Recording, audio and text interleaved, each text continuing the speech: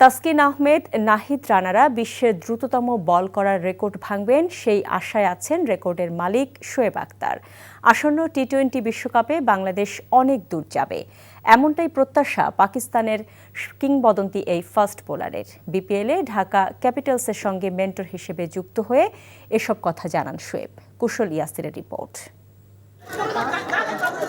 গতির ঝড় তুলে প্রতিপক্ষের বুকে যিনি কাঁপন ধরাতেন সেই পাকিস্তানি পেসার শোয়েব আখতার এখন ঢাকায়। তাই তো সাবেক এই ফাস্ট বোলারকে ঘিরে বিরাজ করছে বাড়তি উন্মাদনা। আসন্ন বিপিএলে ঢাকা ক্যাপিটালসের মেন্টর হিসেবে দেখা যাবে তাকে। লম্বা ক্যারিয়ারের অভিজ্ঞতা বিনিময় করাই তার দায়িত্ব। 1999 বিশ্বকাপে এক ঝাঁক তারকা ঠাসা পাকিস্তানকে হারিয়ে বিশ্ব ক্রিকেটে চমক দেখিয়েছিল বাংলাদেশ। সেই ম্যাচটার তিক্ততা এখনও এঁটে আছে শোয়েবের। 2026 টি-20 বিশ্বকাপে লিটনদের কাছে ভালো কিছু প্রত্যাশা শোয়েবের। Though we lost a great game of cricket against you guys back in '99, I was playing that match. ওই ম্যাচের সাক্ষী আমি। নিয়মিত জয় না পেলেও ক্রিকেটের প্রতি প্রজ্ঞা রয়েছে বাংলাদেশের। আশা করি আসন্ন টি-20 বিশ্বকাপে অনেক দূর পর্যন্ত যাবে দলটি। তাদের জন্য শুভকামনা রইল।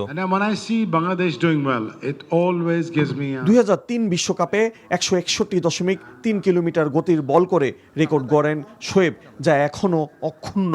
তবে বাংলাদেশের কেউ এই রেকর্ড ভাঙলে আফসোস থাকবে না বলে জানিয়েছেন এক সময়ের এই গতি তারকা।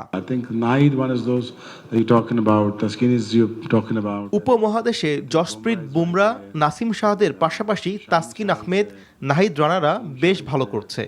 আমি চাই আমার রেকর্ডটা এদের মধ্যে কেউ ভাঙুক, আমার মতোই ভয়ঙ্কর বোলিং করুক। আমি চাই পেসাররা প্রতিটা মুহূর্ত উপভোগ করুক। প্রচণ্ড ব্যস্ততা থাকলেও সুযোগ পেলে বাংলাদেশের ক্রিকেটে অবদান রাখার ইচ্ছা ব্যক্ত করলেন রাওয়ালপিন্ডি এক্সপ্রেস খ্যাত এই তারকা।